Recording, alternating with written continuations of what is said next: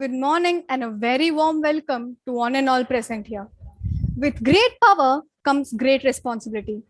On this note, let's get started with today's program. Prayer calms our mind and improves our focus. So let us all join our hands for the prayer.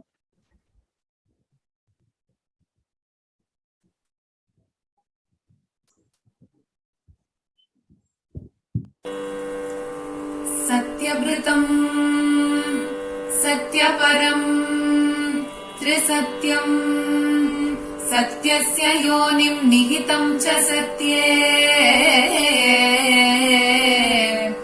सत्यस्य सत्यम् हृतसत्यनेत्रम्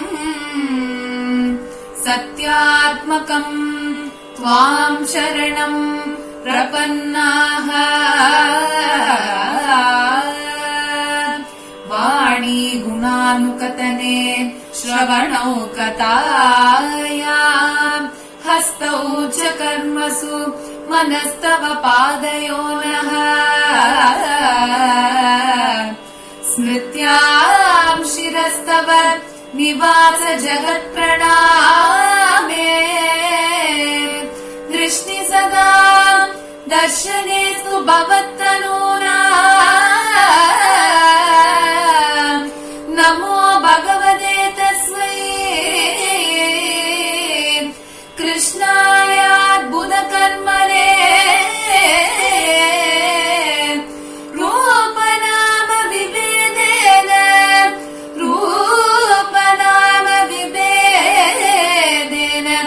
जगत्क्रीडति यो यतः शांति शांति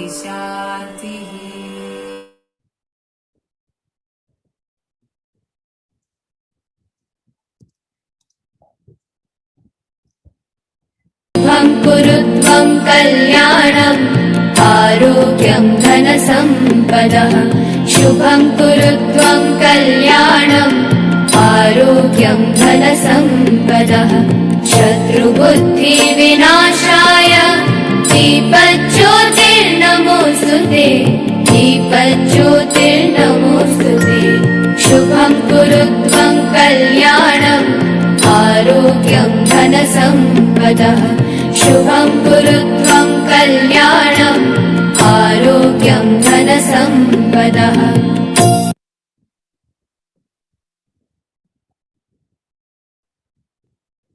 Anything and everything is possible when you have the right people to support you. It gives me immense pleasure to invite our beloved principal, Dr. R. Geeta ma'am, to the spotlight.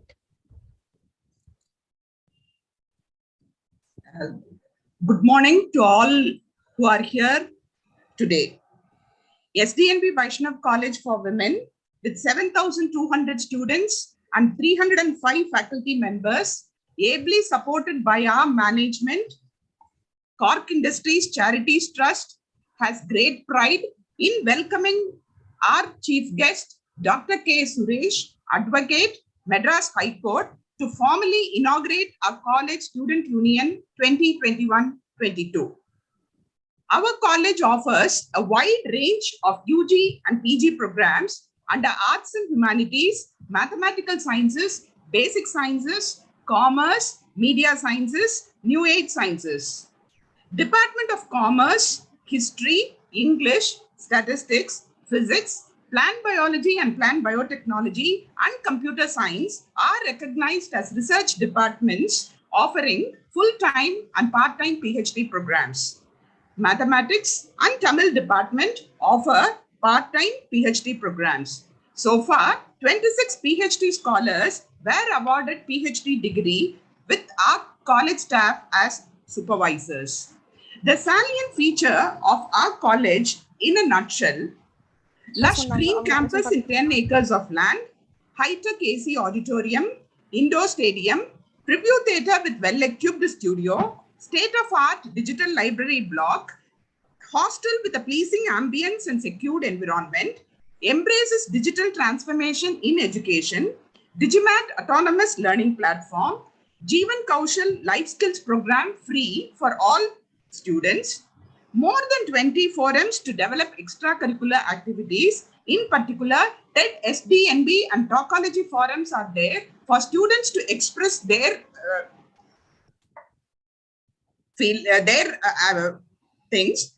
Then we have an NCC troop is also there, and the subunit NCC Naval Wing of 1 TN Naval Unit was inaugurated recently. NSS Unit and Rotaract Club, international and national players in sports, Study Center for ICMA, ICAI and ICSI, active SWAYAM NPTEL local chapter, multidisciplinary book sparkles to publish student research activities, 100% placement of registered students for 5 consecutive years, well-networked alumni trust, tie-up with Apollo Shine Foundation, and a nursing officer is available from 9 a.m. to 5 p.m. on all days.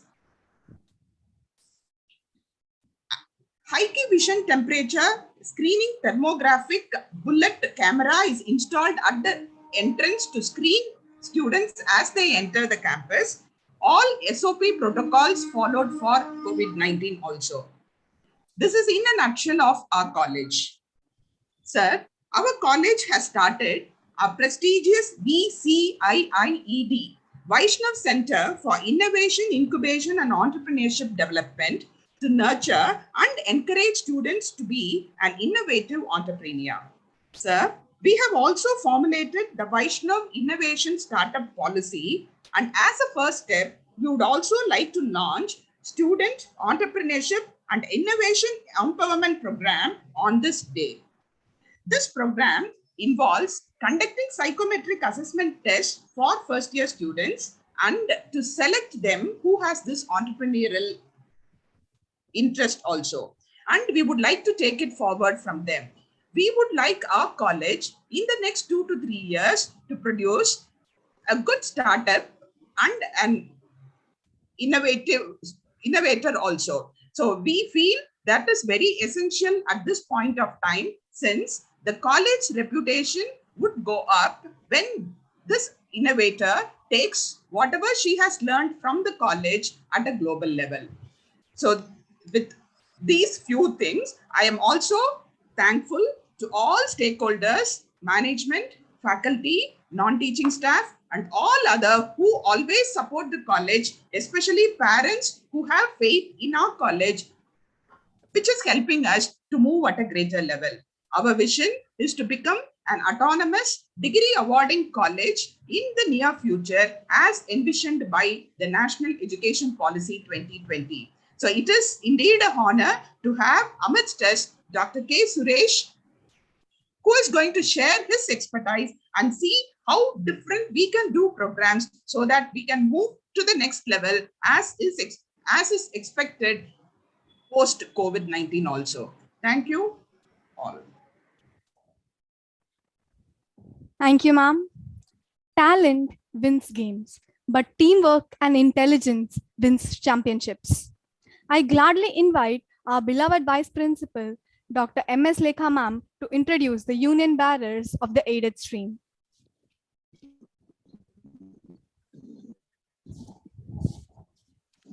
A very good morning to our chief guest, our respected Madam Principal, my dear faculty members, and above all, my dear students.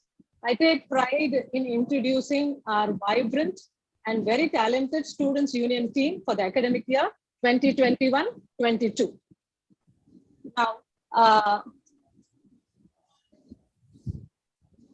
we shall begin the Students' Union team, and they have been functioning very ably under the guidance of our Dean of Student Affairs,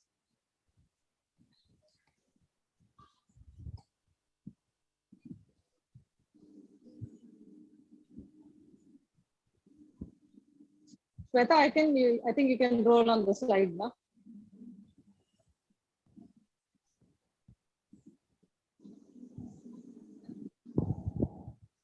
So this is our union staff team with our principal.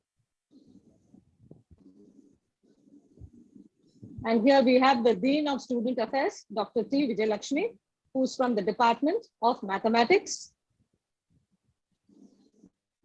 We also have the Students' Union Vice President, Dr. C. Logambar, who's from the Department of Sanskrit. Now coming over to the Student Union Office Bearers.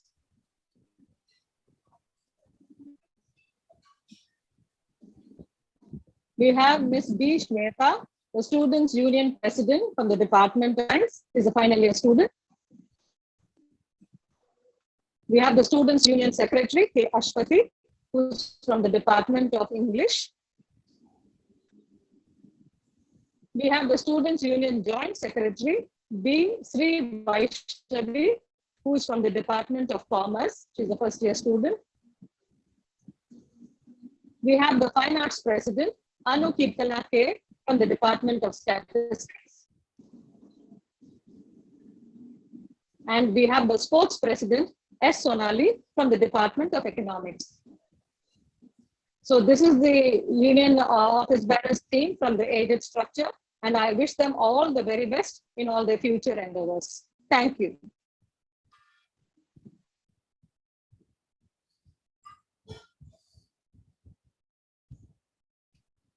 Thank you, ma'am. It gives me immense pleasure to invite Dr. S. Sita Lakshmi ma'am, Vice Principal, SFS, to introduce the office bearers of evening. I deem it my pride to introduce the vibrant office bearers of the self-support team. Students, are you presenting?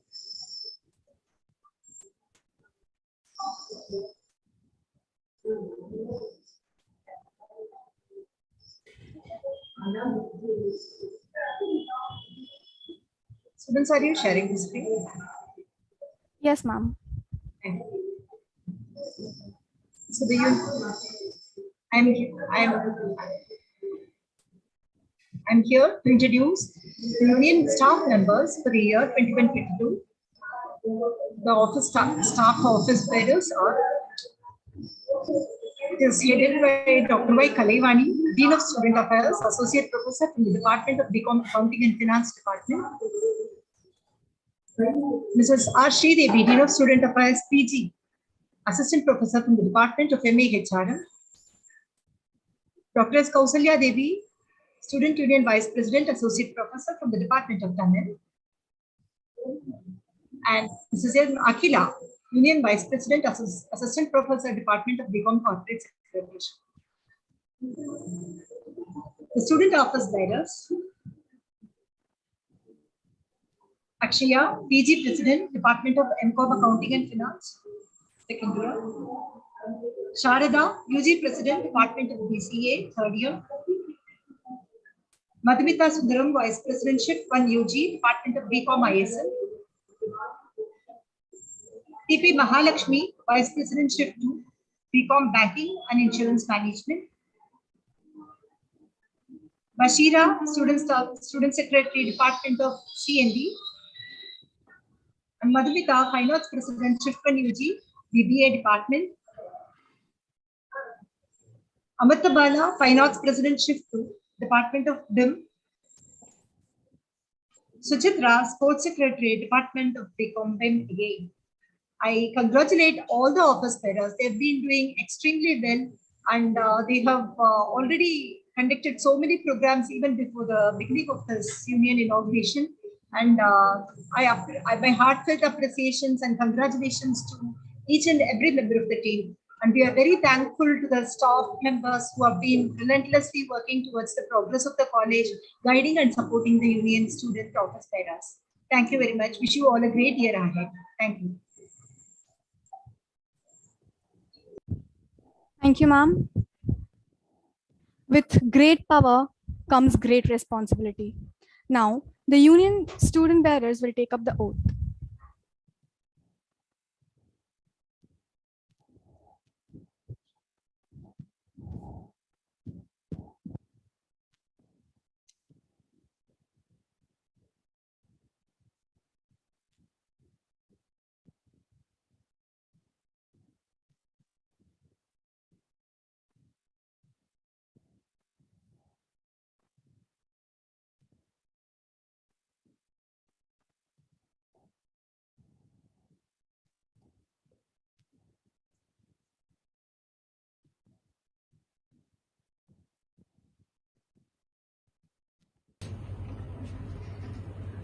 which I, an office bearer of the union of this college, solemnly pledge myself to the service of my alma mater.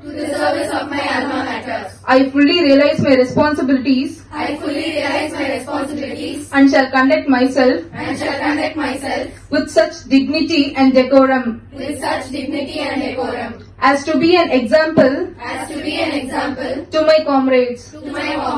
I shall uphold the great principles for which this college stands. I shall also encourage my comrades in their endeavor to maintain the prestige of my college. I shall not hesitate to condemn or correct any fellow student of mine who, by her misbehavior, is likely to bring down the reputation of my dear alma mater. I promise solemnly to be truthful in my thought, speech and deed. Thank you.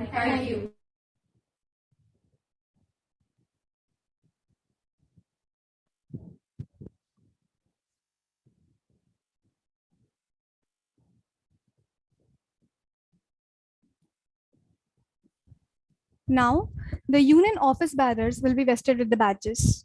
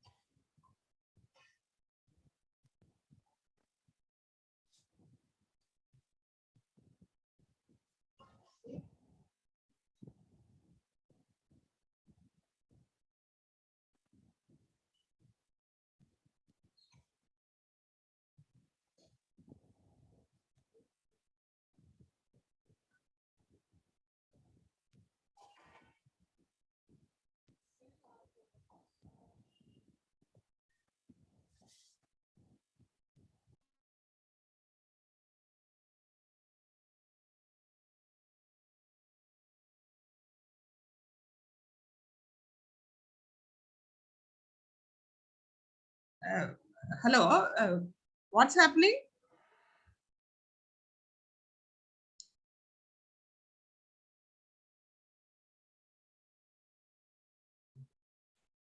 Technical issues, ma'am. 2 Okay, minutes, ma'am. fine, make it fast.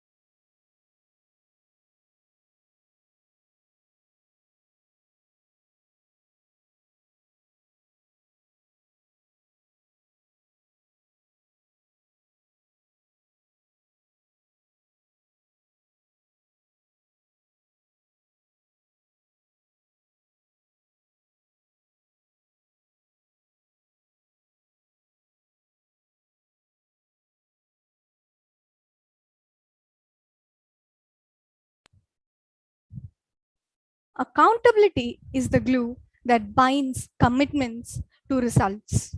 I invite Sharda to present the report of the union activities of the Students' Union 2021-22, which have been executed till now.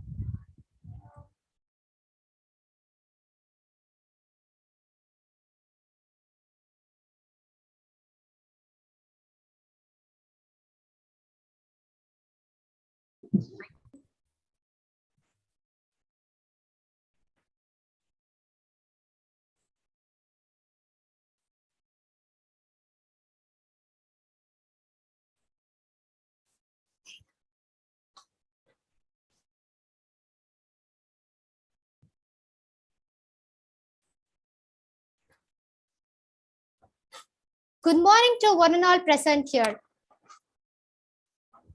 On behalf of SCNB Vaishnav College, I cordially invite you all for the Union Inauguration 2021-2022. Here is a PowerPoint presentation. Under the patronage, the benevolent guidance of our esteemed management, under dear Principal Madam, we, the students of Union, have been able to carry out the Union activities with due dedication and commitment.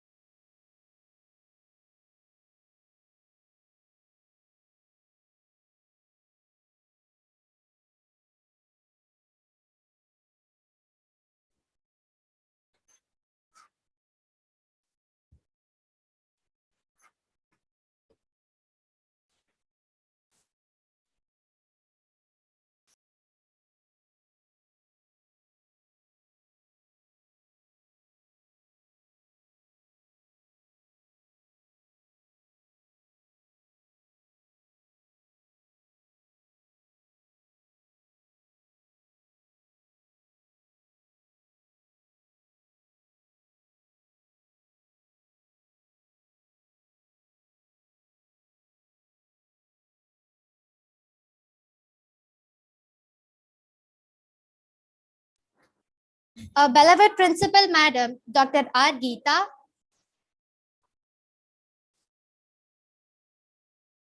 Vice Principal Madam, Aided Stream, Dr. M. S. Lekha, Dr. S. Sita Lakshmi Madam, Vice Principal, Self-Finance Stream,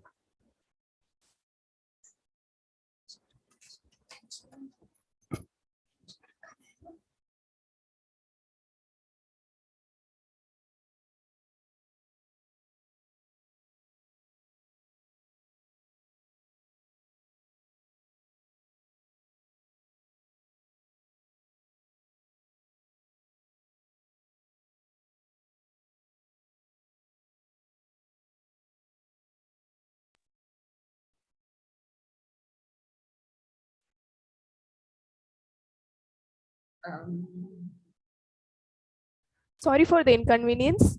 A small technical issue. We will be back in 5 minutes. No, might be you can put this at a later stage and we will go to the next, this one. You can do. Okay. Just move the slides. Yes, ma'am. Yes, ma'am. Don't put it in the full screen. Just move it. Keep to Yes. the next slide and keep on moving if you are not able to get the full screen. Yes, ma'am.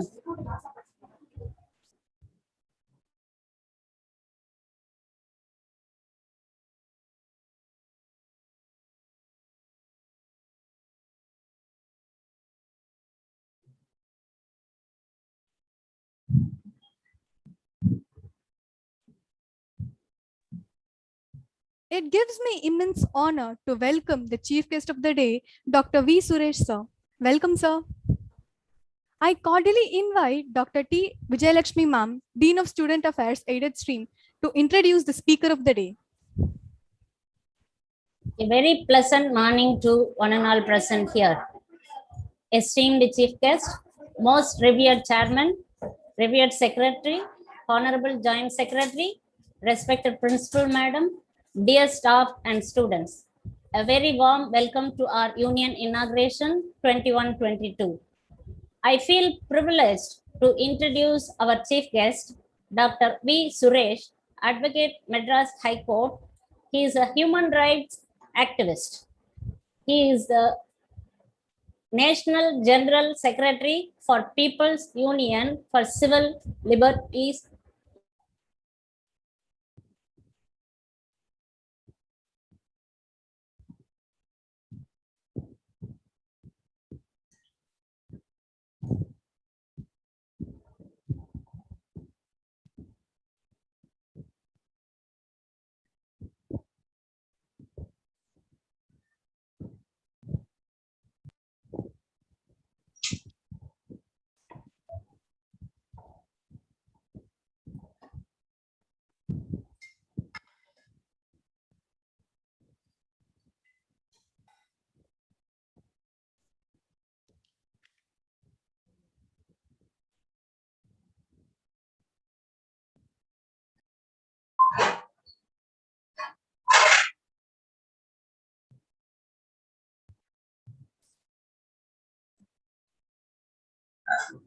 Vijayalakshmi, we are unable to hear you.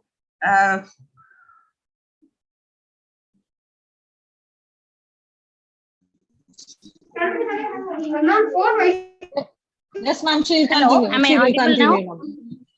Yes. Yes, ma'am.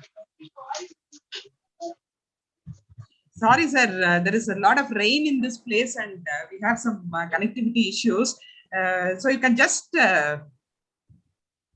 He is the director of Barfoot Academy of Governance. It's an initiative to democratize the process of governance and to ensure a secure, sustainable future for the unreached. He has done his PhD in sociology at Bombay University in the year 1995. He has more than 3 decades of experience in criminal law, consumer law, bills, constitutional and environmental law cases. He has been appointed by the Supreme Court of India as an advisor for food security for Tamil Nadu. He has co-authored many books, published and presented many articles in the national and international level reputed journals, conferences, forums, etc. Is an India-based human rights lawyer and collaborates with the TNI Water Justice Project. His achievements overseas are noteworthy, and to address a few, his achievements overseas, like he has addressed House of Commons Committee on International Aid and Law in London. In the year 2006, he presented a paper in the 4th World Water Forum at Mexico. He was given Eisenhower Fellowship for touring law firms, universities, and human rights organizations in United States in the year 2004. Also, he received Salzburg Fellowship to participate in the Salzburg Seminar Program on global human rights and challenges in Salzburg, Austria. He is expertise in advanced legal principles drawn from comparative law to advanced human rights work at the Madras High Court. He has advocated transparency and integrity from governments and businesses. He is a person known for his simplicity, humbleness, coupled with the supreme knowledge. No doubt, he is a man of great learning. His credentials are innumerable, but due to the paucity of time, I limit myself. I now owe the platform to our chief guest. Please, sir. Thank you. Thanks, Dr. Vijayalakshmi.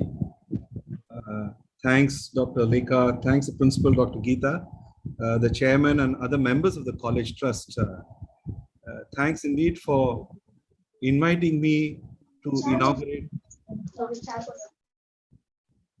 inaugurate the Students' Union. It's a particular joy that the invitation has been to to set in motion the new students union of the Vaishnav College. It is indeed an honor, because I remember my time in the mid 70s when I was a student, and I got slowly introduced to what nation building is all about.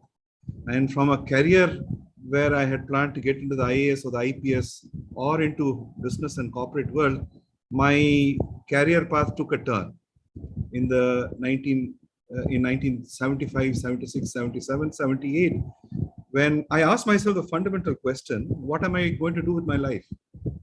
Is my life to make more money? Is my life to gather a lot of material wealth? Or is my life meant for something else? That changed. These questions changed the course of my life, leading to where I am. It embarrassed me. I requested Dr. Vijayalakshmi, please do not talk about all that I have done, because all that I have done is nothing else but to help to make our country more just, more fair, more equitable, and a place where all Indians can live in peace and harmony.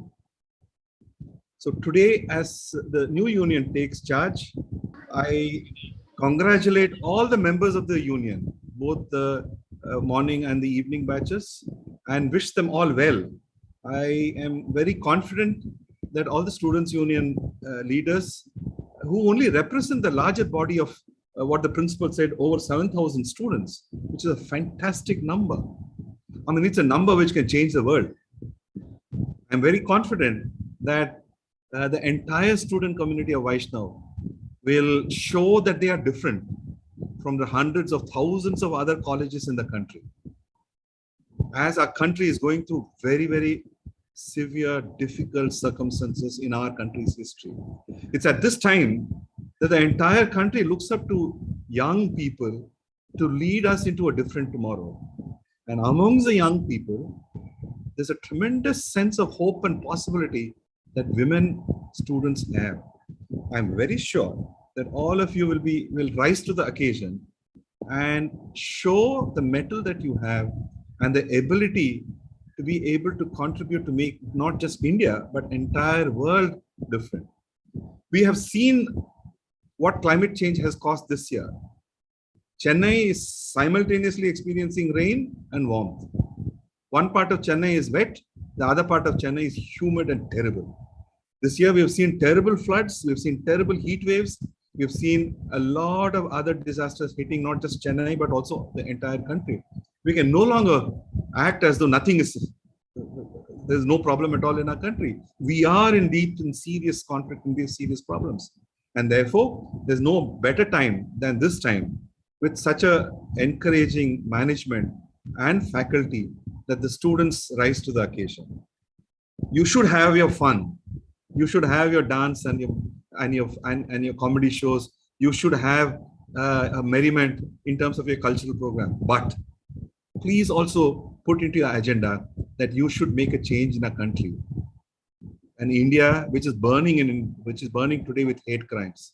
An India where tremendous discrimination exists.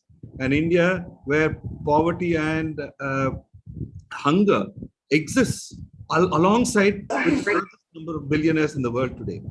It is in this context that we have to locate today's event. And my best wishes to the students and the student union, as also the larger body of students, to make a difference. And I'll come back to this making a difference at the end by taking us all through what Mahatma Gandhi said about the threat, about the challenges ahead of us. I will now like to share some thoughts of mine through a PowerPoint. The PowerPoint is only an aid to think about. The rest I will talk as the PowerPoint progresses. But with the way technology is today, everything is not in our control. I hope during the course of this next, say, 30 minutes, technology does not play a spoil sport, and then will actually allow seamless connectivity and my voice to take over. I would be delighted after the talk to answer questions. I had asked Dr. Vijayalakshmi if the college would permit me to take question and answers from the students, and I should say they very readily agreed. And I would like to say a special thanks to the principal, to the dean, and the various other faculty members for agreeing to take this. I lecture in universities throughout India and indeed across the world. Very few places are willing to allow open-ended question and answer sessions with government. I would like to congratulate the principal and the team of faculty members, as also the college management, for creating an environment where you are facilitating free thought, where you're facilitating critical engagement, because the future lies in this critical engagement in the present, so that we can critically make a difference to the future. I have sent the PowerPoint also to the organizers. So in case there's a problem at my end, I will request the organizers to tell me, because when I'm showing the PowerPoint, I will not be able to see the screen. So if the screen is not carrying through, I request one of the organizers to kindly interrupt me and tell me that the screen is not coming. Don't worry about interrupting me. I'm a lawyer, so I am trained. I go prepared to argue for 1 hour. The judge will give me 3 minutes. I go prepared for 2 minutes, and the judge will say you talk for an hour. So a lawyer is trained to think on his feet. So there's absolutely no problem. You will not be disturbing me in case you do come in between, and that's open to anybody. So with that little preface, let me go on to ask a very fundamental question about all of about where we are, and ask ourselves a question.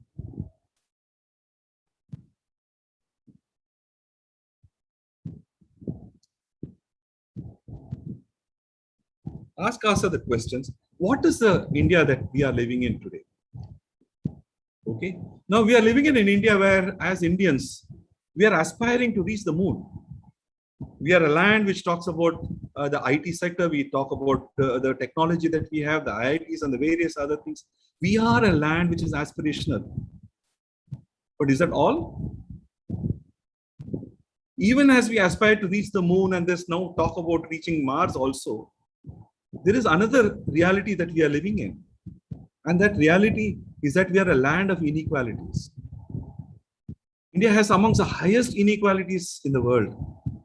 Okay, our nutrition rates are the pits. Recently, the UNDP came out with a study, the UN agencies came out with a study which puts us as 108th out of 115 countries in terms of hunger. There's a discussion and a debate, are we truly hungry or not? The reality is numerous studies are showing that large numbers of our people are throwing out food because it's too much for them. There's obesity in the urban areas, coexisting simultaneously with large numbers of people who are not getting food. Being a women's college, I want to take this inequality thing one step further. We are also a land where amongst the unequals, there is one section which is much more unequal, and that's the women. Women are suffering significant inequalities, significant discrimination. We are living in a land today where a 6-month-old child, girl child, and an 80-year-old woman are being raped. And one of the reasons that is being given is the fact that women are taking away men's jobs, and therefore men are getting frustrated, and therefore these crimes are taking place. Is this the answer that we would like to give in a modern India? An India which is 3 times the population of India in 1947, when the population was about 38 crores.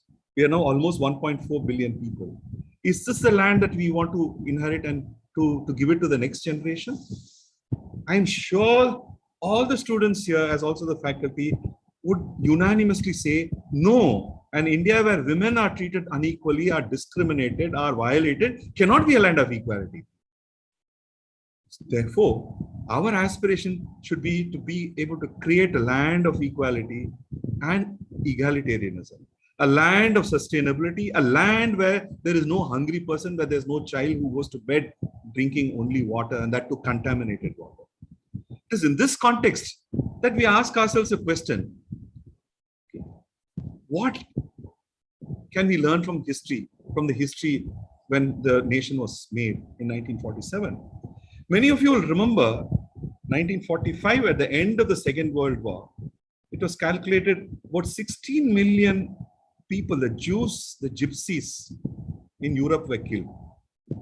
These were 16 million minority communities in Europe who were killed by the majority. Look at these pictures. Recently, the Holocaust was celebrated in terms of the 75th year after 1945. Many of these pictures came out. In the context of 16 million people being killed for the only fact that they belong to Jews, that they belong to gypsies, that they belong to minority communities. And the majority community in Europe, particularly in Germany, in Austria, in Poland, the majority community were not bothered about the fact that minorities were killed. They knew that minorities were being killed. They did not bother. They went forward. It is in this backdrop of an unfortunate calamity that overtook our country, that the League of Nations came together to create what ultimately came to be called the Universal Declaration of Human Rights. The Universal Declaration of Human Rights was created in discussions in the League of Nations between 1945 to 1948. Many of you will ask, what does this have to do with the subject of today's talk? It has very much to do. And it has very much to do with the power of women. And I'd like to say the power that each one of you has. And the power is the power of an idea. In 1947, when the Universal Declaration was being written, the major thought at that time was to say that not anymore should anybody be killed who's been born as a human being for the fact that they belong to a particular community. And they said, you need to have a Universal Declaration of Human Rights which come to us because we are born as human beings. Rights which are indivisible, rights which cannot be taken away. No country can say, you are black, I don't like you, I'm going to kill you. No country can come forward and say, you belong to this ethnic community, you belong to that particular racial group, we don't like you, we're going to kill you. The world came together and said, no, we need to have rights which are indivisible, which are universal. Out of that came the Universal Declaration of Human Rights. Okay, it's called the UDHR, the Universal Declaration. Now, when the Universal Declaration was created, they formulated this fact that all men are born free and equal. Now, if I was in your college, I will show this and I will ask all of you, do you all accept this fact that all men are born free and equal? Unfortunately, I'm not able to see any of you. You are only able to hear me. I would like to know, just check out, ma'am, is my voice coming through? Is the PowerPoint coming through? Yes, sir. Yes, sir. We are able to see. PowerPoint also are able to see, sir. And I would like to ask, all the students and the faculty for a moment. This is the Universal Declaration of Human Rights, perhaps the greatest law that we as human beings of this planet Earth have given to ourselves, the UDHR, which was passed on the 10th of December 1948, which is celebrated in all across the world as Human Rights Day. All men are born free and equal. Does anybody have any problem with this statement? Kindly write a note to yourself. Do you have any problem with yourself with this statement? All men are born free and equal. This was formulated, and in a way, this is the starting point of the UDHR. Today it is there. All are born free and equal. This is what they discussed and debated and had large amounts of fights over. There was one woman from India, Hansa Mehta. She was a member of the Indian Constituent Assembly. She was a very major women's leader. To put it as a woman's leader would be a disservice to her. She was a very major thought leader in our country who was part of the freedom movement. Hansa Mehta was the Indian representative in the League of Nations, which came together along with Eleanor Roosevelt, the wife of the then president of USA called Theodore Roosevelt. She alone was different. She alone was different in the sense that she said, no, I disagree with this formulation that all men are born free and equal. I would once again now ask, was she right or was she wrong? I don't know, because I'm not able to see you and you're not able to answer me. I would like to ask the hundreds of students who are possibly listening to this talk, was she wrong or was she right? Obviously, when I'm showing it in a PowerPoint, there's some reason I put it. And you will say, you will be politically correct and say, maybe she was right, but why? I want each one of you to ask yourself, why? Why was she right? What was she talking about? Hansa Mehta was from Baroda. She was the first vice chancellor of the SNDT University in Bombay. She was a very great educationalist. She was a great social worker. She was a very major freedom fighter. She fought for the abolition of child marriage in the 1930s and the 1940s, which ended up with something called the Sarada Act. The faculty of the history department will probably have heard about it. She was a person who was the author of the Sarada Act. She also fought against Devadasi system and the abolition of the Devadasis. During the Constituent Assembly, she fought for the Hindu Code Bill and said, no, there are too many difficulties with the Hindu law. We need to codify that and brought it to a single law. Because different parts of Hindu communities in all across India had also allowed, now this will be news to most of you, the Hindu law until 1956 allowed for a Hindu male to marry 2, 3 or 4 women, to have 3 or 4 wives. It also allowed no inheritance rights for girl children. And there are many other problems with the Hindu law. Hansa Mehta fought for a codification of the Hindu Code Bill. She was our representative in the League of Nations. And she said, no, it should not be all men are free and equal. She said, please replace the men, because when you put men, it only means men. Please replace it by human beings. So friends, the UDHR today reads, since 1948, all human beings are born free and equal. Throughout the world, this line, which is a starting point for the UDHR, which has been translated into about 160 languages across the world, if not more, reads all human beings are born free and equal. Do you see the significance of replacing the word men by human beings? Is it just replacing a word man by human being? Is there any significance in this change? I would like to say and put before all of you, it marked a huge difference. It marked a milestone in human thought when the word men was replaced by human beings. All you young people, please realize that our constitution is richer because of the power of a few women who dared to dream of an idea. Hansa Mehta had an idea and she pushed that idea. And that idea resulted in this thing called all human beings are born free and equal. Now, this idea did not remain with just changing the word. The idea also moved on to further. And I would like to therefore move on to the power of action. There were only 18 women out of 389 members of the Constituent Assembly, which formulated India's constitution.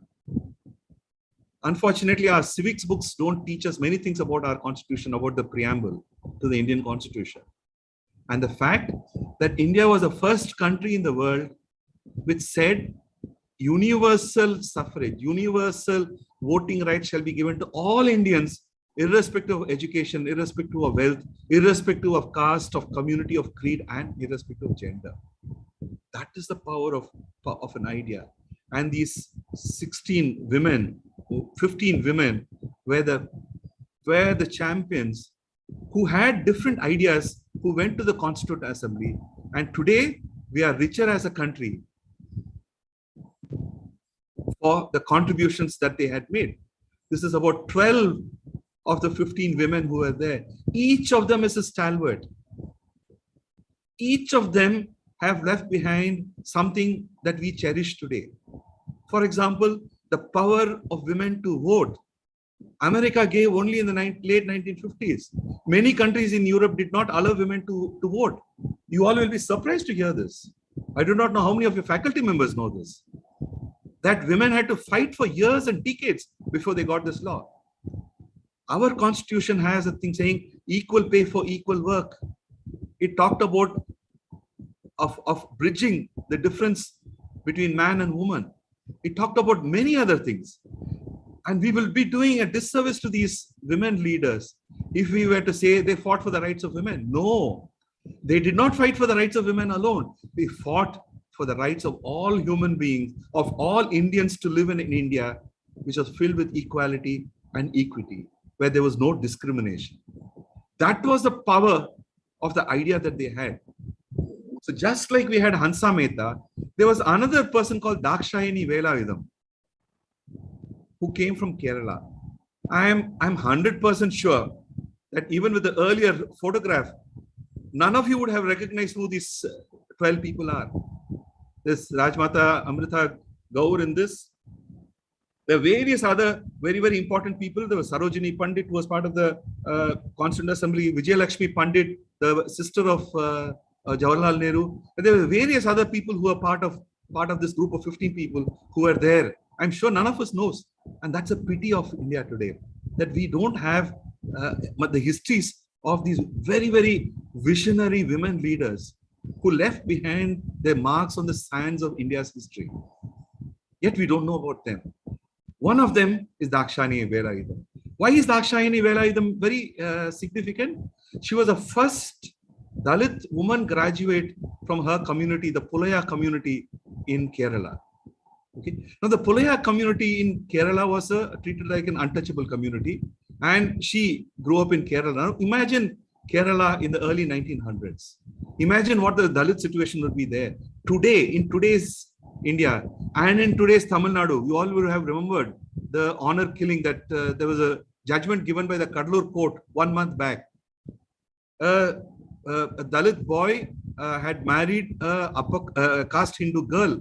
The entire family came together to kill both of them. And the parents were asked to give poison to both of them.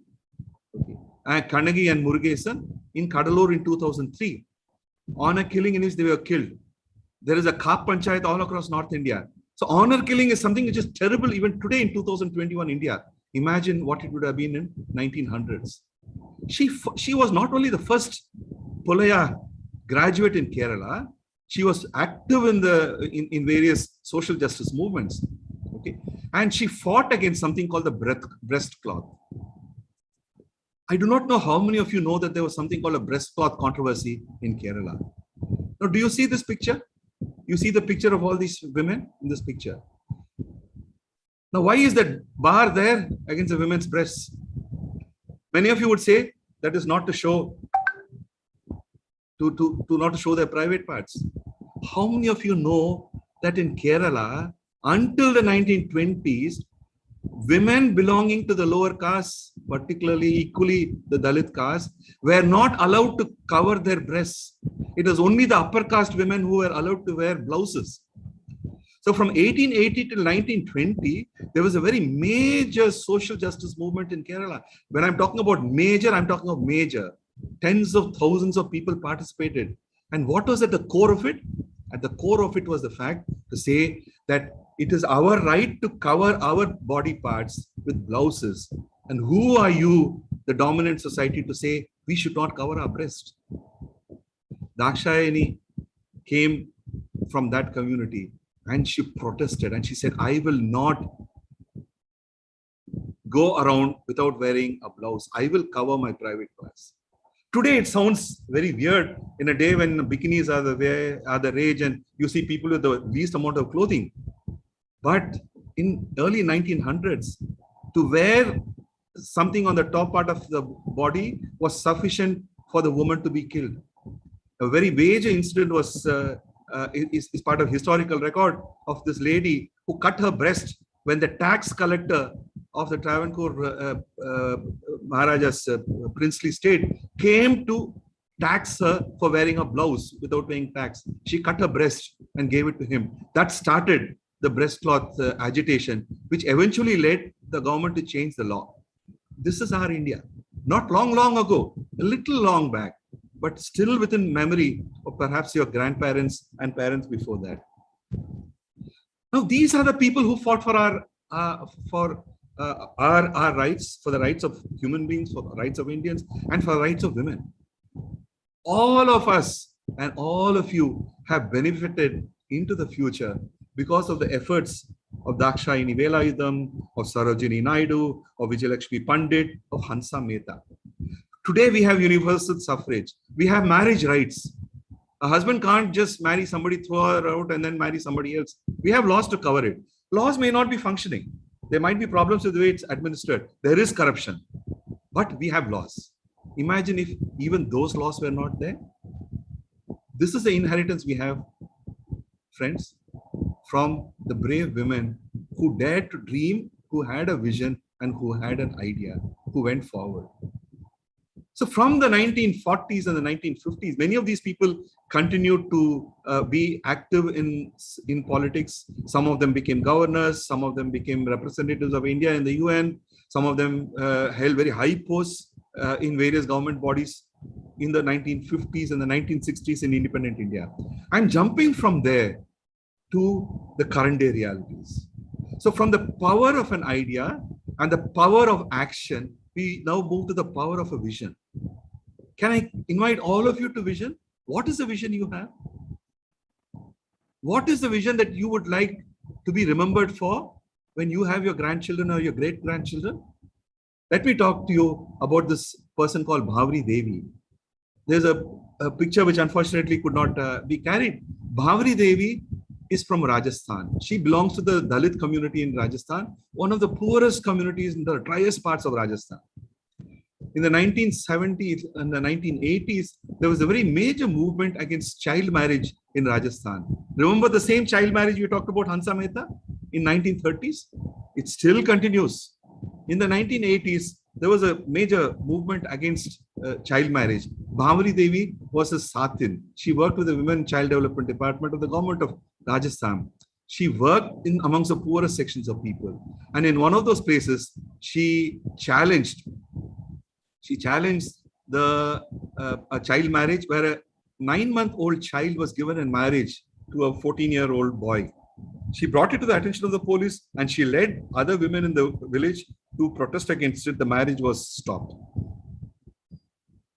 You know what happens in India if you belong to the lower caste and the lower class and to minority communities and to people who are different? It could be LGBTQ community also. It could be anybody who dares to go against the majority. They are never applauded. They are never rewarded. The reward was Bhavri Devi was gang raped by the family members of the family where the child marriage was to take place, which was stopped. She got raped. Okay. And the trial court in the judgment said, no, these are upper caste people. They will not stoop down to the level of having sexual relations with a scheduled caste girl who's a scheduled caste woman who's considered to be polluting, who's considered to be unclean. I do not know how many of you had to take. I grew up when I was a young child in the 60s and the 70s. There used to be something called theatre in my house. The women in my family during periods time would have to stay out for 3 days. They would not be allowed inside. Today it's different. In my lifetime, I'm sure many of your faculty members will remember that. They were treated as something different. So something less than human beings in that period. You can't touch anything. You can't come into the same place. People, the rest of the household can't see you. This was also in India, in our living memory. Bhavri Devi was raped. The trial court acquitted the rapist. She followed the fight. It went to the High Court. High Court also said, no. Upper caste men cannot do this. But it's still resting there. In the meantime, Bhavri Devi led a movement saying, I have been raped unfairly and the system has victimized me doubly. But I'm not going to rest. I don't want any other woman who stands up for right to be raped. And she went forward and filed a case in the Supreme Court saying women do not have protection in law against rape, especially when they are working. Out of that came a very, very important case which changed the nature of sexual harassment in India. It's called it's a very famous case which then led, it's called the Vishaka case. The Vishaka case, which was filed by by Bhavri Devi, which went to Supreme Court. Supreme Court finally said, yes, women are discriminated not just in employment and in promotion. Women are also sexually harassed and discriminated in the workplace. We need to have a protection for them. And they came up with this internal complaints committee, which today has become a center stage of preventing or protecting women from sexual harassment. Out of that came the Prevention of Sexual Harassment in the Workplace Act. So let me tell all the faculty members, you should know or you may know about it. If you do not know, at least take heart. And all the young women who are listening to this, The power to dream, the power to vision an India where all women are equal was the power of Bhavri Devi, who did not have and who does not have. She came and spent 3 days in my house about 2 years back. I know her well. She doesn't, I mean, if she doesn't work that day, she has no food for herself and her family. She didn't allow the fact that the system has victimized her. Till date, she has not got justice, although 25 years have passed. She said, no, I may have been victimized. I don't want other women, especially young women, to be victimized or to have no protection. And she fought the case all the way up to Supreme Court. And today we have the Prevention of Sexual Harassment in the Workplace Act. This is the power of yet another single person who dared to dream. I come to the last part of what I would like to say, which is the power to bring about lasting change. You all would have heard about the RTI Act, the Right to Information Act. Okay, the Right to Information Act came because of the courage of hundreds of thousands of the poorest women in Rajasthan who fought, demanding accountability, demanding responsibility, demanding governance. Not the educated women, not the women of the cities who are moving around in cars and two-wheelers.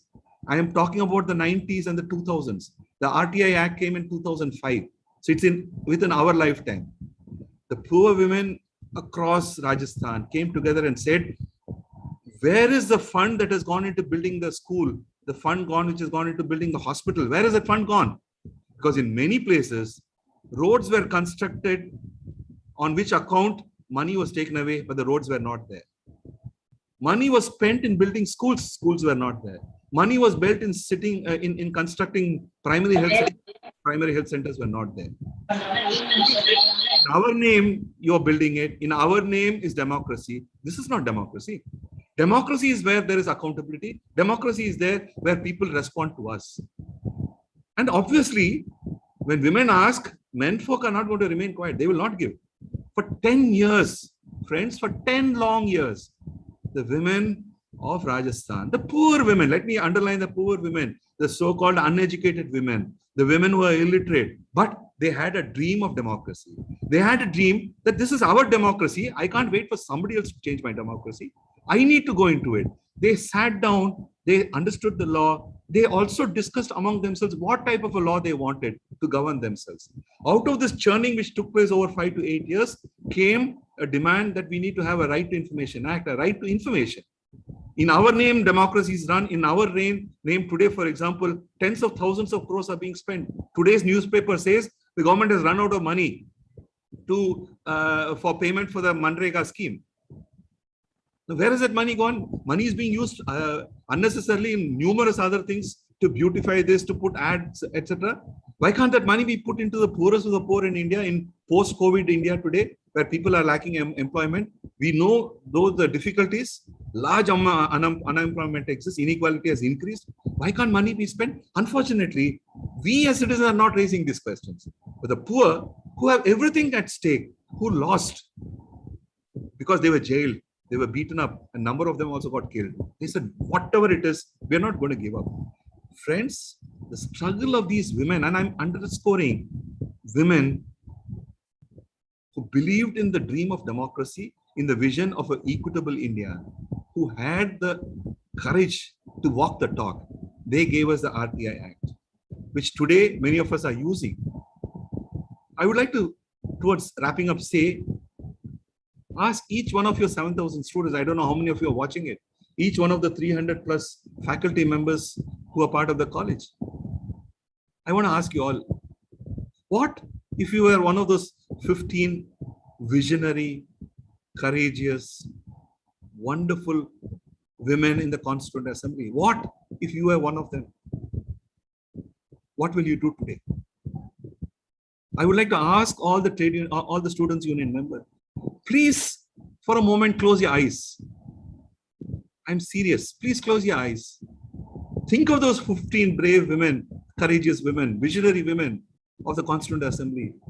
Think that you are one of them. What would you like to do for India today to make it a better, safer, equitable, sustainable place where we lead the rest of the world not in destroying ourselves, not in destroying our forests, not in creating more carbon emissions, not in creating more troubles for the whole world, but in terms of finding solutions to make our world more equitable. Nobody goes hungry. Nobody is suffering for want of water. Nobody is unhealthy. Everybody has an equal right to education, and we do not suffer from climate change. What will you do? On this day, as you all step into your union and student activities, can I invite you all to the power of an idea, the power of action, and the power of vision? Please do not think you are individuals. Yes, we are a nation of 1.4 people, 4 billion people. Yes, we are a land in which there are more women than men. Yes, we are in India, but today in the 21st century, our men do not treat our women as equals. Yes, we are in India where amongst the women belonging to the Dalit community, the scheduled tribe community, belonging to the marginalized communities are not treated equal by the upper caste, upper class women. Yes, we are in India where the LGBTQ community has to constantly fight for recognition that there is no medical problem with them. It is fact of nature. Our ancient culture recognized the LGBTQ community in terms of references in the Mahabharata and the Ramayana. They treated them as equal. They didn't treat them as some people with some medical ailment.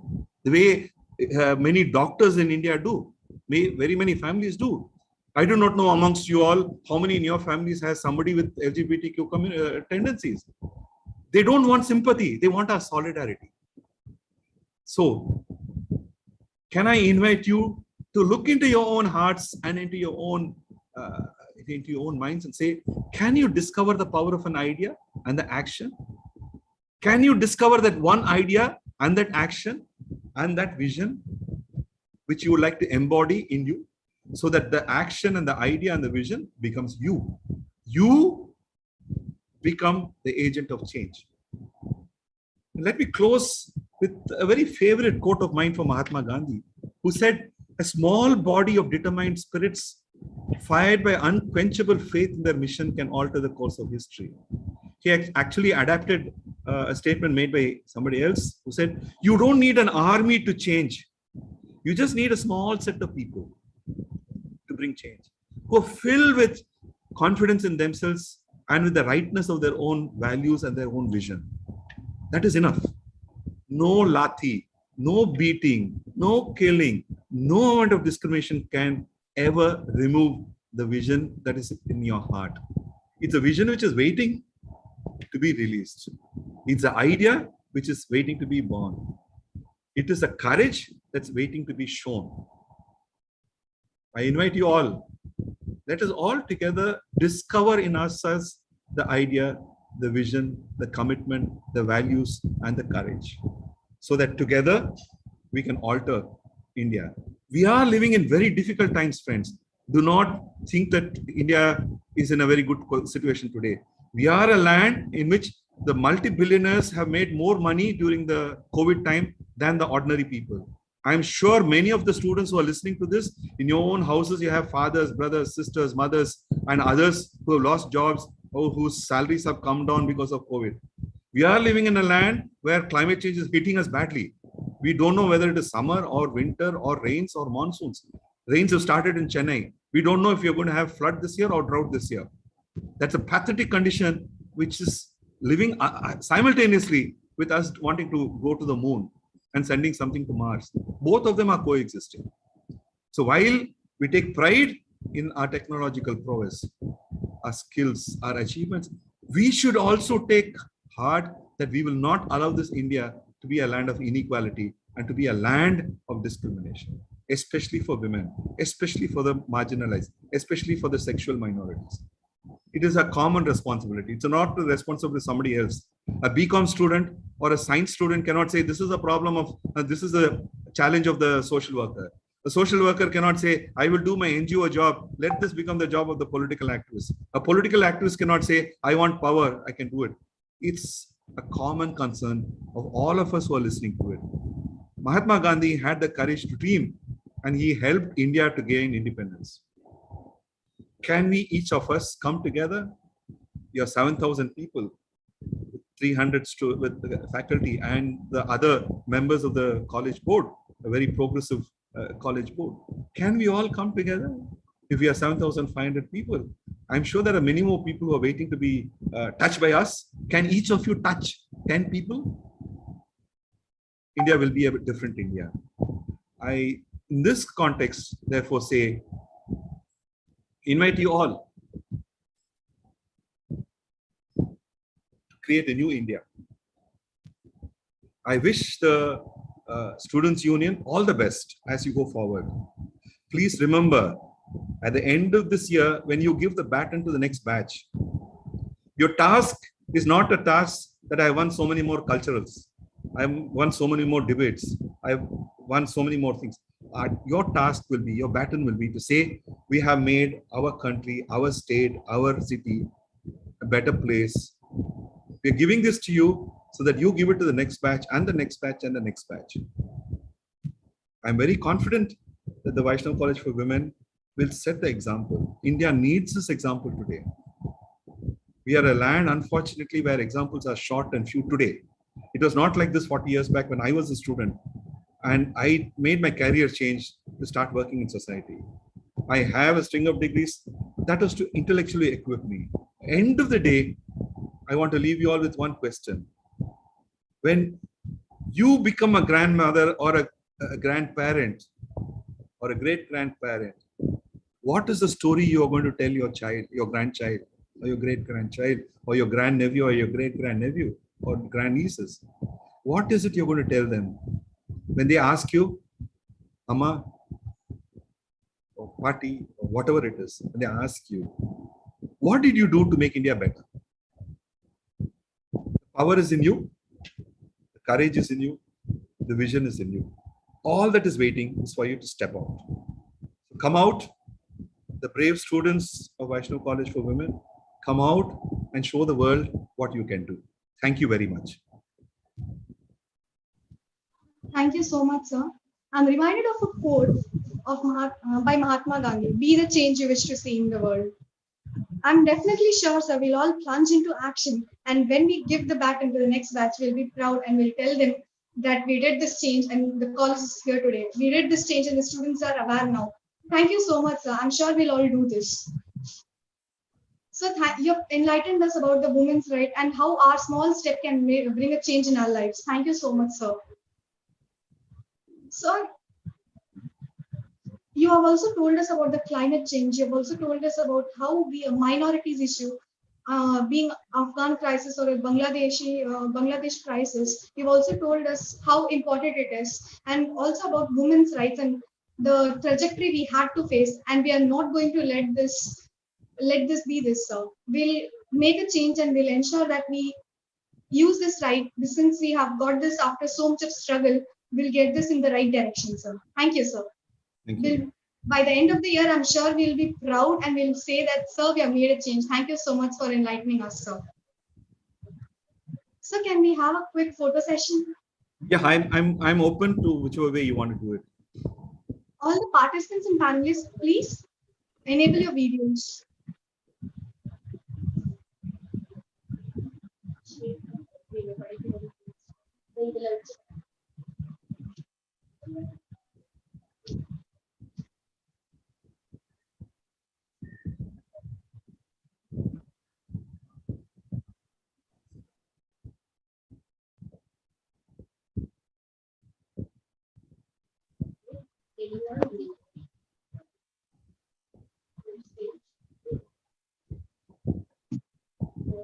Thank you so much.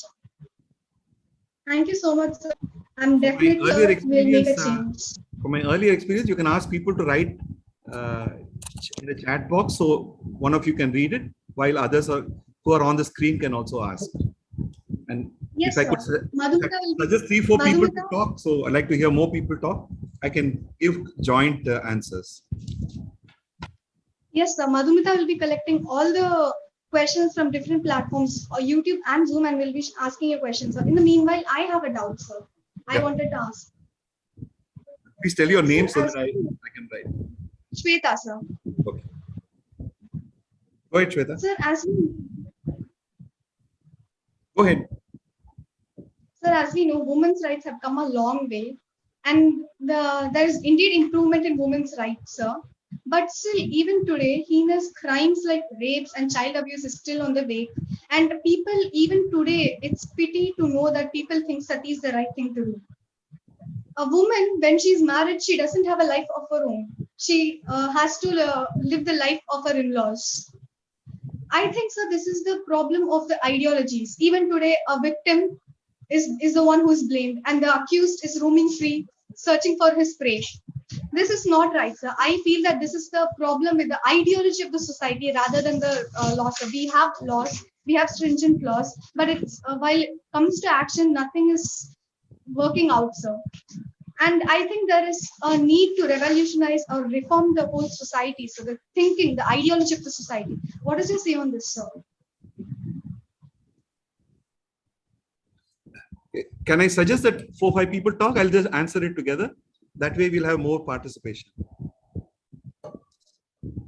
Shweta, is that okay with you? Yes, sir. Yes, sir. She'll be ready with the questions. For other sir. people talking or reading out?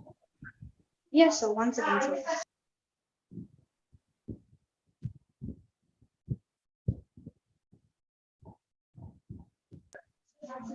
Madhu, can you please moderate the session?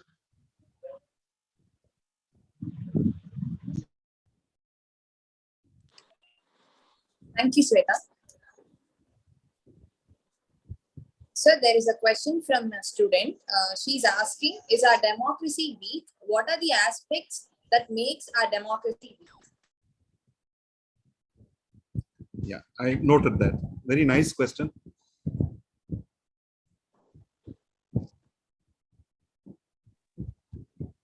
Madhu, you just read out all the questions so that sir will answer. He will take 5 questions and then he will try to answer all questions at the same time. Okay, ma'am. Sure. Go to the next question also. Okay, ma'am. The next question is, sir, according to you, where do you think women are getting equalized? The next question is, sir, what do you think? Name also? Who asked this question? Do you have this name? Sir, it says anonymous attendees. Okay. Their names are not visible to us. Okay. The next question is, sir, what do you think women empowerment is? The next question is. Yeah. You go ahead. You go ahead. Yes, sir. The next question is, sir, even today, women are dependent on law to get their rights that they deserve. When do you think this will change? And the next question is, sir, how come even after having so many laws for women or girl children, why are they getting molested or being attacked by acid or facing child marriage incidents like that? Okay, that's 6 questions. Let me answer these 6 questions. Very, very, very interesting, very provocative questions. I'm meaning provocative in a very positive way. Okay, now the first question, the principle, the problem of ideology versus the problem of laws. I think, Shweta, you hit the nail on the head. As somebody so young, you have been able to figure out where exactly the problem is. So congrats on that. And the rest of the people who raised questions also, including Anjana and the other anonymous, other people whose names are not there. Now, I am reminded of a person, of a very major women's rights activist called Kamala Basin, who died about a month back. She was amongst the first persons who had taken this issue of the rights of women and made it a popular thing, where you're not talking big words, you're not talking big political categories, but making it very simple. So she had something to say in terms of this ideology. And I thought I will start from there, and then that will lead me to the other answers also. She said, look at animals. Okay, there is a dog, there's a big dog, a fat dog, a small dog, a short dog, a white dog, a brown dog, a multicolored dog. Okay. Look at cattle.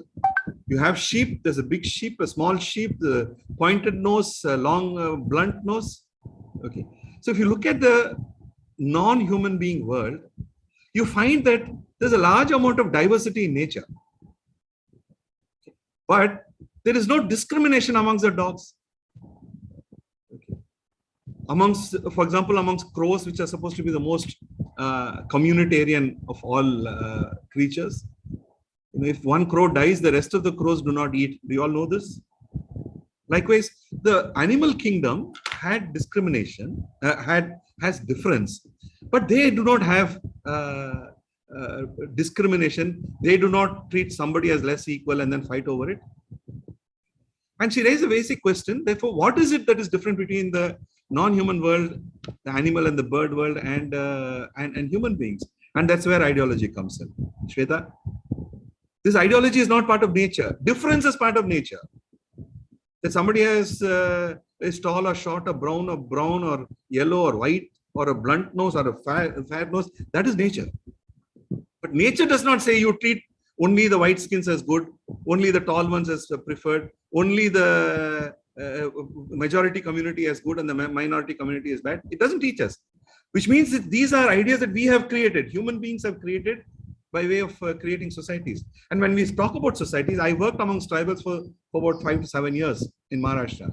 And let me tell you, the whole understanding in tribal society is very different from caste Hindu society in India. This entire discrimination system is part of the larger majority community religion, as also it exists amongst the minority religions of both Muslims and Christians and other communities. Okay, so the point being, this whole ideology of discrimination is an ideology that has been created in society by us human beings to keep other human beings subjugated and keep them in their place. Now, merely keeping them subjugated is not enough. Because if for every one woman, there has to be one man to keep them subjugated. Imagine if there are 100 women and 100 men, you need all the men will be necessary to only keep them down. So what did they do? They created an ideological system by which they made the woman feel inferior. Okay, that is on one part. At another level, they made the women feel guilty of challenging the men. Okay. At a third level, part of the culture, they made women themselves discriminate other women in their own household. So this process is called the process of internalization, where you internalize the ideas of discrimination to yourself. So while, for example, this whole issue of mother-in-law, daughter-in-law, all of us know about it. No? It's there in our films, it's there in our dramas, it's there in everything. That ultimate enemy of the daughter-in-law is the mother-in-law herself. The one who's not wanting the daughter-in-law to be free in the household. Now, this has become a very stereotyped way of talking about it, but it's a reality nevertheless. Okay, it is happening. It's not that it's happening, and nothing to do with education. You come to my office, I'll show you enough number of cases. Okay, nothing to do with education. The most educated, the most wealthy have the most stupidest of behavior when it comes down to gender things. Look at the toys that are given to boys and look at the toys given to girls. Okay, so at the root of the ideology are three issues that we need to understand. One, legitimizing discrimination. You think it's legitimate. You think that's the only way human society has. For example, going to Sabarimala. Very few people know that until the 1950s, women were allowed to go. It's only later that this issue came about menstruating women not going into Sabarimala temple. Now, I have a question to the whole college, including the faculty members. How many of you think when you talk about women's equality, how many of you will think that part of the constitutional right of equality in India today is to allow women to go in? Menstruation is part of life. It's part of nature. It's nothing to do with you being unlucky or you being something else. Men don't menstruate. That's a fact of nature. For that reason, can you therefore allow discrimination to come in? Suddenly the same many women will come. No, that's part of culture. My own house, my own sisters and my own relations, they say, no, this is how it has always been. I said, how do you know it has always been? History does not record it to be always been. Even if it has always been, should you continue with it? For example, child marriage. Always been. Many years back, my grandmother married when she was 8 or 9, just about puberty. In fact, my grandmother's story is that she got married before puberty and she got her first menses only 2 years after her marriage. I hope I'm not doing something wrong by talking all this in public. This is our history. Now, here is the notion that one, you legitimize male superiority. The second part is instilling a sense of guilt that if you challenge it, you're doing something wrong. You're going against society. And the third is the aspect of internalization. You internalize the larger ideological structures in your mind. You internalize it to such an extent that you feel difficult to challenge it. Let me tell you something from my, Shweta, from my PhD thesis, which I did in the late 80s and the early 90s. Many of you will not know, I'm 100%, many of your faculty will also not know this. How do you think caste system in India has been perpetuated even after so much of education? I have relations in my house whose entire family is living abroad in Europe and USA. They have the top degrees. They're working in NASA. They're working in the biggest medical companies. They have multiple doctorates behind them, a house full of doctorates. Yet when it comes down to get a marriage for any of the children today, in 2021 October, they want to only see their own caste. In their own caste, they want to see the subcaste. In the subcaste, they want to see the same religion. Suddenly, all this education goes away. Okay. And it comes down that we become like this. When we ask them, they'll say, no, we are okay. But you know, in culture, if you marry somebody from some other caste, food habits will change. Or when you do something else, you know, their living habits will change. All this is all humbug. Naturally, when two people come together, food habits will change, living habits will change. It happens even in arranged marriages. When a husband and a wife come and see the marriage courts in Chennai city. Okay. The point I'm trying to make here is that much of this has been internalized by us. So much so that our consciousness is filled with this idea. So if we have to create a different relations between male and female, between male, female, and the third sex. Let's not forget third sex. A case just came to us day before yesterday of a LGBTQ community person who was born with male organs, so from the Dalit community. In the Dalit community, and Arundhati. Okay, this person had been discriminated with immense great odds. She had got a degree. I mean, she got a professional degree, was going to go to job. At which point in time, her sexuality came out. She had the courage to step out. Some people to help her. Her sex change. Tamil Nadu government has said, yes, you can change now the third degree. They did not go to the next step and say, for the third sex, what are the rights available for them? Nothing is given. Only on paper it has been created. Okay. So she has come to us. We are working on that whole issue, and that's when a new box of can of worms has opened up. I'm coming back to this. So if it is legitimated, if it is internalized, and if it is subdued in our value in terms of feelings of guilt, etc., to break this is not easy. Okay, and in breaking it, our own people, I mean the women themselves who have internalized these notions, are the ones who break out of it. Let me give you one more example. I hope I'm not boring you all with this. Let me give you one more example. The male is fixed with this idea that I am a male when I'm protecting my family. I am a male when I'm providing for the family. I am a male who is going to so much difficulties so that I can take care of the family. In today's world, all of you are people who have literally won small battles in your household to study. I'm sure amongst many of you would have had an easy way where your parents helped you to study. I am absolutely sure, because I lecture throughout the country. I am definitely sure 50% of your college of 7,000 people, the girls will have some story. They have no place to tell that story of the difficulties they had to come to get educated. Now, in these families, no, girls are okay, you go only for BCom. No, you can't go to engineering. That's not good for you. No, you don't do this because you'll have to go out and work in the night. I'm sure many of these things are operating in your houses also. Okay, this is where ideology becomes internalized. We have to break that ideology. So when it comes down to a male, Kamala Basin was saying the other thing, that a male thinks he's a savior, and therefore, when he's not able to get a job, he gets frustrated, he gets depressed, and he ultimately kills himself. Kamala Basin raised this issue, why there are farmer suicides. You all would have heard about it. Why is it that amongst farmer suicides, which has claimed about 50,000-60,000 lives in the last 10 years in India, all the 50,000-60,000 people are male farmers. There are many women farmers also. They don't. Why? Because women have internalized this notion that it is for me to take care of the family. When whatever food is there, I take last after feeding the men. For the girl child, she gets leftover after feeding the male. Okay. So there is this aspect of internalization that both males and females go through. we will need to look into this, study it and come out. And that is the only way. It's a long, painful way, but there is no alternative to come out. This in a way will answer question number 2, 3 and 4, which is that of what is the stage of women empowerment today and why is it that women are dependent today? When is this going to change? Okay.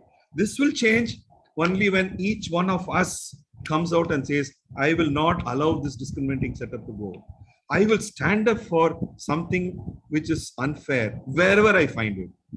I will not come out and raise a question only when it is a problem for me. I will raise my voice. I will support that person. I will raise questions wherever and however it is.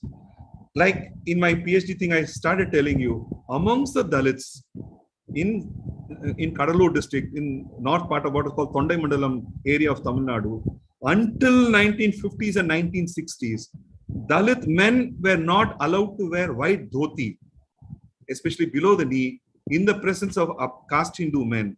Forget Brahmins and others. Okay, Dalit women were not allowed to wash their hair, barring on the third day after their periods. This was a code which was put into, which is like iron-made law. Any woman who dared to wash her hair, you know how when you're working in the fields, it gets dirty. You're not allowed to do it because the caste code ensured that there was behavioral norms.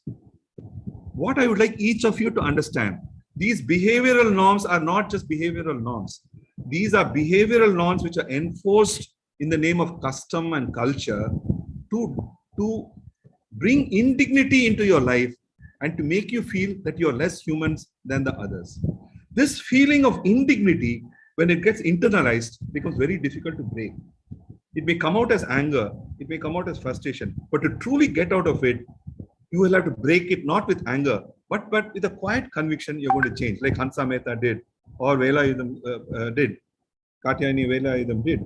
Like that, we have to go about and bring about a societal change at the level of attitudes, at the level of mindsets, and at the level of institutional cultures. So 3, please keep this in mind. Change cannot take place by law. Change can take place only when the core of society changes. And the core of society will change at the level of mindsets, at the level of attitude, mindsets and attitudes, at the level of perspective. What is my understanding of women going to job? Today, one of the problems that I am facing in domestic issues is that there are many families which are depending on the girl to bring in money, especially today, more professional work is there amongst girls. Many marriages are breaking down because parents of girls are not allowing or wanting to allow the girls to go be independent because they fear if she goes away, we will not get salaries to come to our house. It's a material problem. But this material problem has another problem, which is not allowing the young girl to find life of her own. These are societal problems that we are facing. We need to talk about it. We need to come out and raise questions about it. And we need to continually keep working on change. That's the only way we can change. Last thing about girl molestation and child abuse, it is happening because all of us are keeping quiet. How many of you are wanting to come out and take a stand against an acid attack? How many of you are wanting to come out and take a stand when a child is molested? When you hear in the papers, we only turn the paper and go to the next one. With your younger generation, I have a problem when I go for lectures. Your younger generation is so used to looking at news in the WhatsApp university. It will only feed you some bit of news. It doesn't feed you other bit of news. So if you are somebody who's interested in fashion, who's introduced in beauty, who's interested in salons, who's introduced in, you will only listen to that. You don't see other things. You have stopped the habit of reading papers. You can't expect change to happen by somebody else does a change. Change will come only when you are committed. Each one of you who's listening, who has asked these questions. So girl molestation is habit. Now this is where perspective comes up. When you hear a leader of a very major group in India, I don't want to name names here. One of the big names during the recent festival thing, they have talked about several times in India. It's a, please go on Google and you will check it out. Who say the problems of children being molested is because the jobs meant for men are being taken away by women. So what is the consequence? Women should not go into these jobs. I'm asking you 7,000 women, the 300 plus faculty members. Will you accept it? Can this college be what it is if you accept it? But yet when you hear about it, it's what I'm saying is not something I've cooked up. It's in the papers.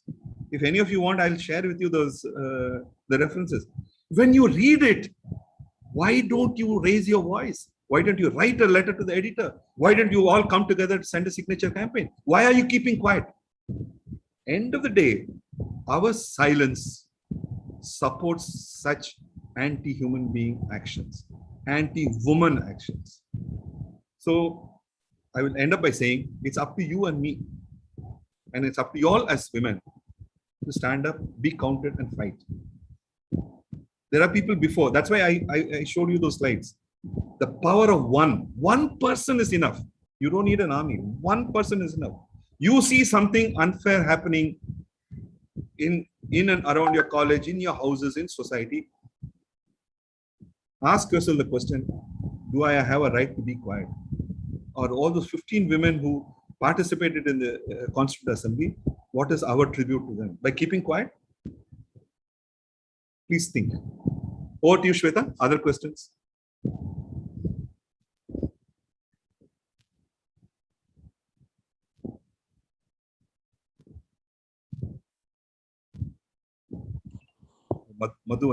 Madhumita. Okay, sorry. Yes, sir. Thank you, sir, for patiently hearing us out and clarifying all our doubts, sir. Over to Shweta. Thank you, sir. I'm sure all of us would have got an insight of what it is and the power of women. And as you said, it is ingrained in our society, right from the toys we play. We are given soft toys, and in the stories we hear in the childhood, fairy tales. A woman is subjugated. A woman is all she is a fairy woman a damsel in distress, and a prince charming has to come and save her. This is all ingrained in our society, and we have to take a step to remove it, sir. Thank you so much, sir. I'm sure we'll all make a change in the society. We'll start small and we'll end big, sir. Yeah, that's the spirit. Yes, sir. We'll definitely do it, sir. Accountability is the glue that binds our commitment to results. Now, over to Sharada for the report of the union. Good morning to one and all present here. On behalf of SCNB Vaishnav College, I cordially invite you all for the Union Inauguration 2021-2022. Here is a PowerPoint presentation.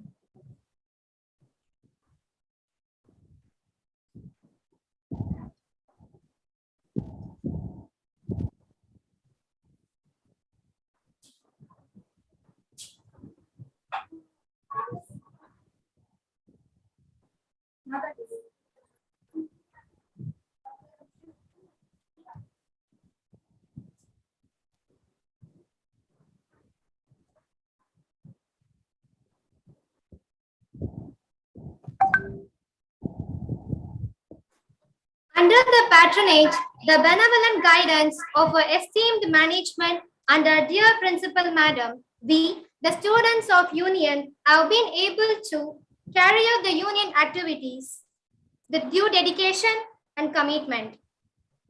The Students' Union comprises of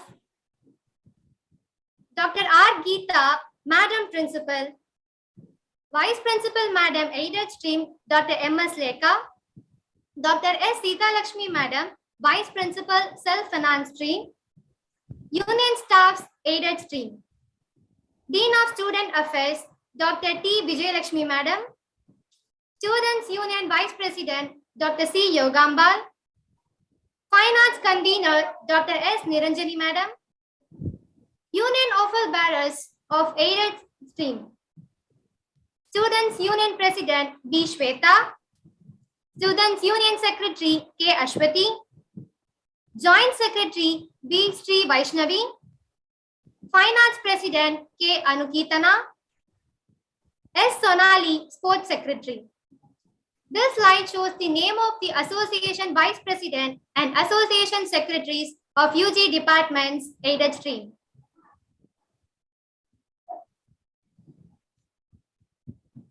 This slide shows the Union staff members of Self-Finance Stream. Dean of Student Affairs, Dr. Y. Kalaivani Madam.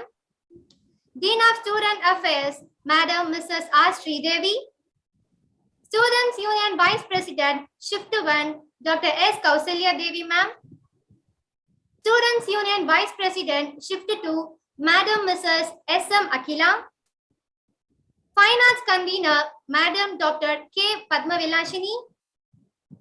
Finance Members, Mrs. V. Gayatri, Mrs. P. Jayanti, Mrs. S. Geeta, Mrs. A. Prasanna Grace. Union Office Bearers of Self-Finance Stream. PG President G. Akshaya. UG President C. Sharada. Vice President Shift 1 Madhumita Sundaram. Vice President Shift 2 TP Mahalakshmi. Student Secretary R. Rabiatul Bashira. Finance President Shift 1 B. Madhumita. Finance President Shift 2 S. Amritabala. Sports Secretary R. Suchita. Names of the Association Vice President and Association Secretaries of PG Department Self-Finance Stream.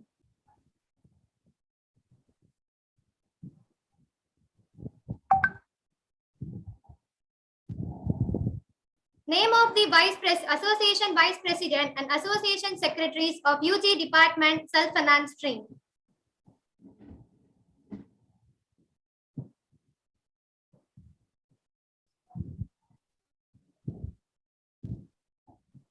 Here we go, the activities done so far.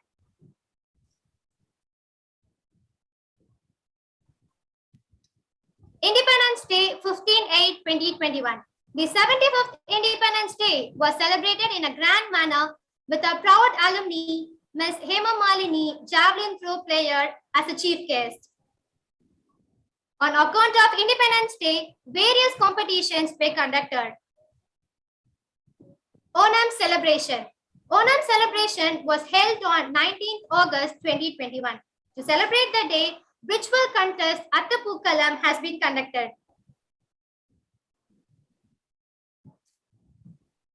Krishna Jayanti.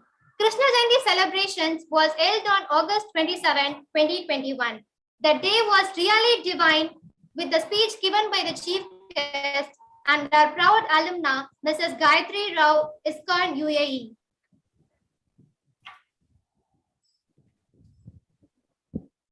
National Sports Day. National Sports Day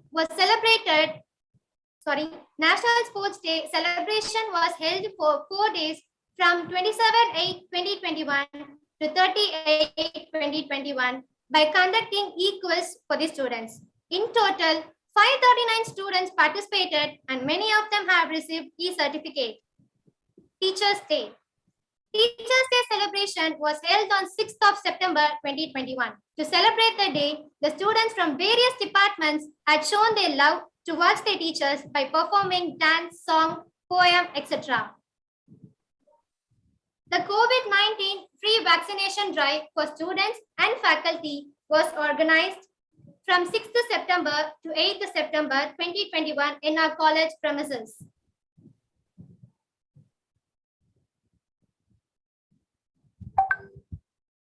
Vinayaga Chaturthi. Ganesh Chaturthi celebrations was held on 9th September 2021. The day was celebrated virtually on the Zoom platform. International Day of Peace.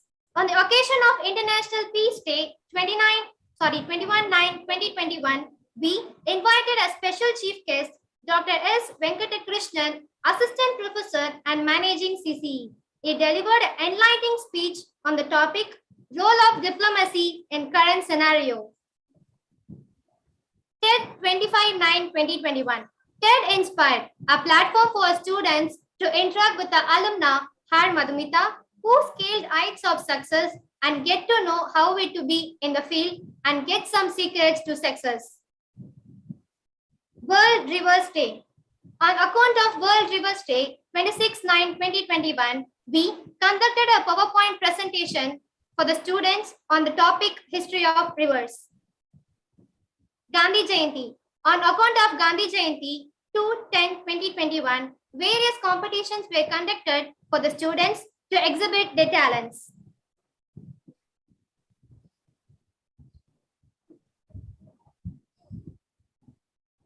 Students Induction Program 4-10-2021 to 8-10-2021. Day 1. Our beloved Principal Madam explained the academic performances and various extracurricular activities of our college. It is followed by virtual campus tour.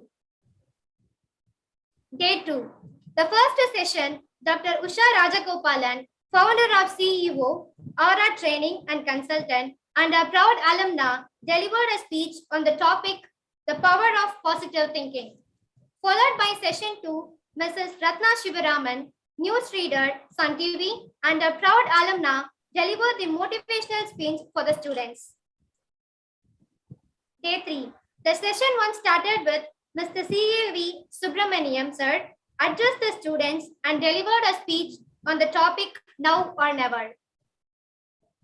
Followed by session 2, Dr. P.B. Bandana, Madam, Senior Resident, Department of Pulmonary Medicine, shared a few things on the topic Understanding COVID-19 and Safety Measures to Prevent It.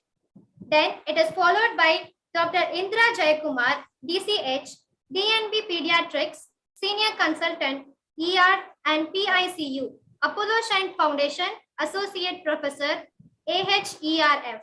She explained various services of Apollo Shine to our college students. Day 4 club activities. On the fourth day, introduction of various clubs were given to the students. Day 5, Freshers' Day. It was celebrated in a grand manner. Energy Efficiency Day. On this day, we had a special chief guest speaker, Dr. Veeramuthu Ashok Kumar sir, research professor. He joined with us through Zoom platform. World Students' Day. On the occasion of World Students' Day, we have conducted 2 competitions named Digital Poster Making, Short Film Making. Thank you one and all for your patience. Thank you. Thank you, Sharada. I'm reminded of a quote. Gratitude is not only the greatest of all virtues, but the parent of all virtues. I cordially invite Dr. Y. Kalaivani Ma'am, Dean of Student Affairs, SFS, to propose the vote of thanks. Right. Once again, right, before she pitches in, sir, I would just like to highlight one of the achievements of our college. That is the Fine Arts Club of our college. They had participated in a 24-hour assist world record program, wherein our students had exhibited their talents in various form of folk theatre, then Villupattu, Silambam. So everything was in the virtual mode, and it was a wonderful coordination by the team of faculty members and the team of staff members. They had done it non-stop for 24 hours. It was in association with Tamil Nadu Teachers Education University, and to celebrate Dr. APJ Abdul Kalam's birth anniversary. So it was a wonderful program which students had done, and we are indeed very proud of the abundant talent within our students, and it is their enthusiasm and spirit that is helping our faculty as well as the institution to reach greater heights. So I need to acknowledge at this stage the wonderful coordination I get from the students, and when we say that this is a program you have to do, they go beyond that, and in the virtual mode it was a wonderful thing, be it academic, and extracurricular, curricular activities, everything, they are there. We need to just say you have to do this, and they are always there. So I wish to congratulate all the students on this wonderful occasion. And I am really hopeful that you will take into account what our speaker, Dr. Suresh sir, has said to you, and be responsible citizens as well as very good human being to the society also. Thank you so much. Thank you, Dr. Geeta. That's indeed very, very impressive. Yes, I should also put on record that I'm just now going through the chat box. Yes, sir. A lot of very, very, very good questions, very thoughtful questions have been raised, including two questions saying, why is the legal process so delayed? Why is in that Kausalya case, why is in that the recent Kannagi Murugesan case, the incident took place in 2003, but judgment was given only in 2021. I feel from reading the questions, a lot of hope from your students. Yes. I would like to congratulate each one of the students who has taken the effort to put large number of questions in the chat box. I would also like to say that I'm open to a discussion with any student who's interested at any point in time in the coming week or the next week. The Sure, questions sir. are so impressive. I would like to congratulate you, Dr. Geeta, and all the faculty members for creating a very lively thinking, critically thinking atmosphere in the college. It takes a lot of effort to do that. So congratulations to you and all others and the management also. Thank you, sir. Thank you. Thank you, sir. Thank you, ma'am. We'll definitely make a change. Now, I invite Dr. Y. Kalaivani, ma'am, Dean of Student Affairs, SFS, to propose the vote of thanks.